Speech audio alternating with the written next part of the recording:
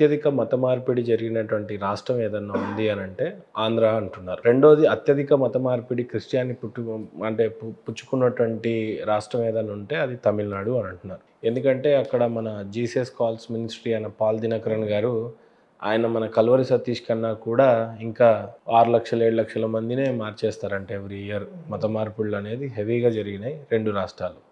ఆ తర్వాత కాస్తో కూస్తో ఎక్కువ ఛత్తీస్గఢ్లో జరిగినట్టుగా విన్నాం.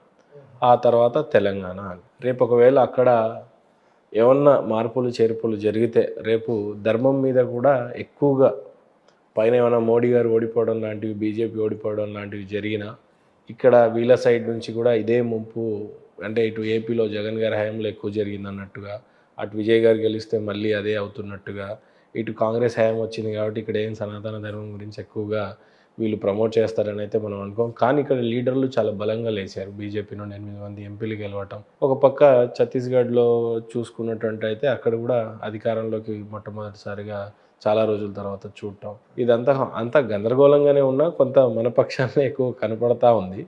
అంటే ఎటు చూసినా కొంత ధర్మం అంటే ఇండియాలో ఏదో తెలియని ఒక రకమైన అలజడి అయితే కనపడతా ఉంది. అది ఎటు పక్కకి దారి తీస్తుంది అనేది తెలియదు కానీ ఈ సంవత్సరం యొక్క ప్రభావం ఈ సంవత్సరం అంటే ఇప్పుడు క్రోధినామ సంవత్సరం. ఓకే, మనం ఉగాది పంచాంగ శ్రవణంలో అందరూ చెప్పుకున్నాం. ఈ సంవత్సరానికి రాజు కుజుడు. కుజుడు అగ్నితత్వం కలిగి ఉన్నటువంటి వాడు. ఓకే, ఆయనే రాజు. యుద్ధకారకుడు కుజుడు, గొడవలకి కారకుడు కుజుడు. కావున ఈ సంవత్సరం అంతా కూడా మనకు అలజడిగాను గందరగోళంగాను, కడుపులో మనకి బాగా ఆకలేసినప్పుడు దాన్ని ఏమంటారు యాసిడ్స్ విడుదలైతే ఏ విధంగా ఉంటుందో ఈ సంవత్సరం అంతా అలాగే ఉంటుంది. కొత్త సంవత్సరం వచ్చిన తర్వాత మాత్రం అద్భుతమైనటువంటి రాబోయే శోభకృత్ నామ సంవత్సరం చాలా అద్భుతంగా ఉంటుంది. ఇప్పటి వరకు మనం అనుకున్నవన్నీ కూడా శాంతిస్తాయి. ఇప్పుడు చూడండి, ట్రంప్ ఇప్పుడు అధికారంలోకి రావడం రాబోయేటటువంటి శోభకృత్తును సూచిస్తుంది. ఎందుకు అనంటే మొన్న ఉగాది తర్వాత ఈ సంవత్సరం అంతా కూడా పదే పదే ఏదో ఒక గొడవలు, ఏదో ఒక యుద్ధాలు, ఉన్న యుద్ధాలు పెరగడం, కొత్త యుద్ధాలు ప్రారంభం అవడం, లేకపోతే ఇరానో ఇరాకో యుద్ధం ప్రారంభించింది. కొత్త యుద్ధాలు ఏమిటి, ఈ చికాకులు ఏమిటి, ఇవన్నీ కూడా కొత్త సంవత్సరానికి. అంటే డొనాల్డ్ ట్రంప్ జనవరి 20న అమెరికా అధ్యక్షుడిగా అధికారాన్ని స్వీకరిస్తాడు. మన ఉగాది మార్చి చివరిలోనో ఇప్పుడు వస్తుంది. ఇప్పుడు రాబోయేది విశ్వావసునామ సంవత్సరం. అంటే క్రోధినామ సంవత్సరం వెళ్ళిపోతుంది ముందు. క్రోధి అంటే పేరులోనే క్రోధం పెట్టుకుంది. రాజేమో కుజుడు యుద్ధకారకుడు. ఈ సంవత్సరం ఎప్పుడైపోతుందా అని చూస్తున్నాం. ఎక్కడ చూస్తున్నా గొడవలు, గురువుల మధ్య గొడవలు, మిత్రుల మధ్య గొడవలు, భార్యాభర్తల మధ్య గొడవలు, దేశాల మధ్య గొడవలు, ఇలా ఉంది. కావున ఈ సంవత్సరం పూర్తయి కొత్త సంవత్సరం విశ్వావసునామ సంవత్సరం వచ్చిందనుకోండి. విశ్వావసును ఒక గంధర్వుడి పేరు. గంధర్వుడు ప్రేమకు కారకుడు. ఈ విషయాన్ని దృష్టిలో పెట్టుకోవాలి. మన హిందూ పెళ్ళిళ్ళలోనండి 4 రోజులు పెళ్ళిళ్ళు చేస్తారు కదా, అప్పుడు మధ్యలో గంధర్వ బొమ్మను పెడతారు. మీరు చూసారో లేదు. ఇంకా అప్పుడు మొదటి రాత్రికి ఇంకా వెళ్ళడానికంటే ముందు వీళ్ళిద్దరి మధ్య ఎఫెక్షన్ పెంచడం కోసమని గంధర్వ బొమ్మ, చెక్క బొమ్మను పెడతారు. ఆ బొమ్మలో గంధర్వుని ఆవాహన చేసి వీళ్ళిద్దరి మధ్య ప్రేమను పెంచేటటువంటి బాధ్యత అయింది. ఒక ఇద్దరి మధ్య సయోధ్య కుదిర్చేది ఆయన, ప్రేమను పెంచేది ఆయన. ఆ విధంగా గంధర్వుడి పేరుతో ఒక విశ్వావసు నామ సంవత్సరం రాబోతుంది. కావున దానికి అనుగుణంగానే జనవరి 20వ తేదీని డొనాల్డ్ ట్రంప్ అమెరికా అధ్యక్ష బాధ్యతలు స్వీకరిస్తాడు. 2 నెలల్లో సంవత్సరం మారిపోతుంది. కావున యుద్ధాలన్నీ ఆగిపోతాయని ఆయన చెప్పాడు ఆల్రెడీ. నేను అధికారంలోకి వస్తే యుద్ధాలన్నీ ఆపేస్తానని చెప్పాడు.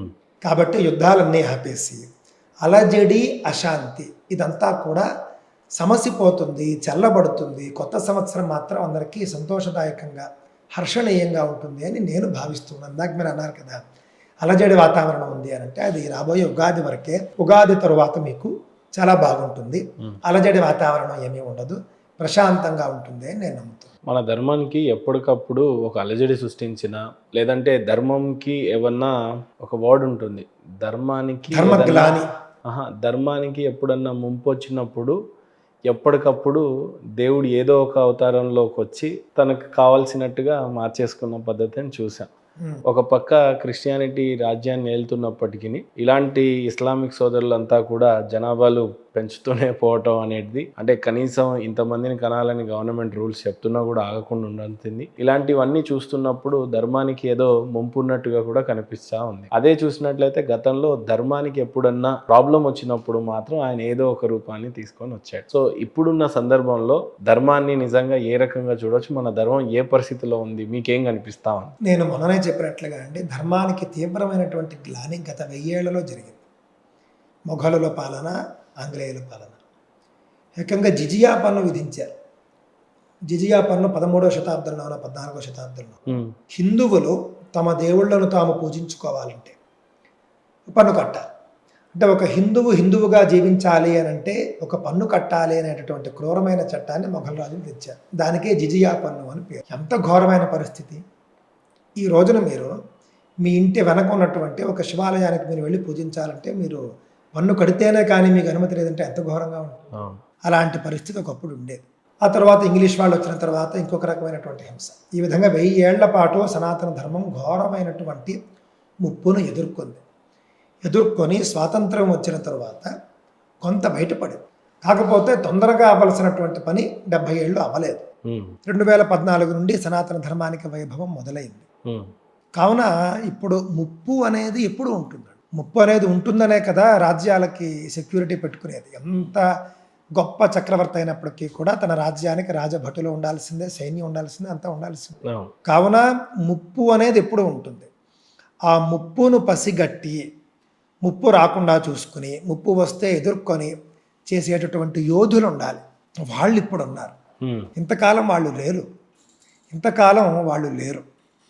పరిత్రాణాయ సాధూనాం వినాశాయ చ దుష్కృతాం ధర్మ సంస్థాపనార్థాయ సంభవామి యుగే యుగే అని ఆయన అన్నాడు. యుగ యుగాల్లోనూ కూడా ఆయన సాధువుల్ని, అంటే సత్పురుషులు అని అక్కడ అర్థం తీసుకోవాలి. మంచివాళ్ళు అని, మంచివాళ్లను రక్షించడానికి, వినాశాయ చ దుష్కృతాం చెడ్డవాళ్లను పూర్తిగా నాశనం చేయడానికి, ఈ రెండూ చేసి ధర్మ సంస్థాపన చేయడానికి నేను అవతరిస్తాను అని ఆయన చెబుతున్నాడు. మరి ఇప్పుడు ఏమైనా ఆయన అవతరిస్తూ ఉన్నాడా అంటే సంఘే శక్తి కలవయుగే అని ఒక వచనం ఉందండి. కలియుగంలో శక్తి సమాజంలోనే ఉంటుంది. కావున చిట్ట కల్కి అవతారం వరకు కూడా భగవంతుడు ఈ లోపల ధర్మానికి ముప్పు ఉంటే కాపాడడానికి ప్రతి ఒక్కడులోనూ అవతరిస్తాడు ఆయన మనిషి రూపంలో. అంతే. ఇప్పుడు లీడర్ రూపమే ఆయన మాట్లాడాడు, కోట్లాది మంది ఆమోదించారు కదా. ఇప్పుడు మనం వందలాది మంది, వేలాది మంది ధర్మం గురించి మాట్లాడుతున్నాము. మనంతా కలిసి పోరాడేవాళ్ళు పోరాడుతూ ఉన్నారు, చెప్పేవాళ్ళు చెబుతున్నారు, వినేవాళ్ళు వింటున్నారు, మద్దతు ఇచ్చేవాళ్ళు మద్దతు ఇస్తూ ఉన్నారు. వీళ్ళందరిలోనూ కూడా భగవద్ అంశం ఉంటుంది. వీళ్ళందరి రూపంలో, సమూహం రూపంలో భగవంతుడు వస్తున్నాడు. ఇప్పుడు సంఘే శక్తి అని చెప్పాను చూసారా, సంఘంలోనే శక్తి. సంఘం అంటే సమాజం, సమాజం అంటే ఒక ఐక్యతతో ఉన్నటువంటి ఒక సమూహం. కావున భగవంతుడు ఈ యొక్క సమాజంలో ఎవరెవరైతే పోరాడుతున్నారో వాళ్ళ రూపంలో వచ్చాడు ఆయన. ఇంతకాలము వీళ్ళంతా ఏమైపోయారు? మరి సమయం వచ్చాడు ఆయన. కావున భగవంతుడు ఇప్పటికే ఆయన పని మొదలుపెట్టాడు. ధర్మ పరిరక్షణకు ఆయన చేయవలసింది చేస్తూ ఉన్నాడు. ముప్పు తగ్గుతూ పూర్తిగా ముప్పు అంతా కూడా పోయేటటువంటి పరిస్థితికి వచ్చింది.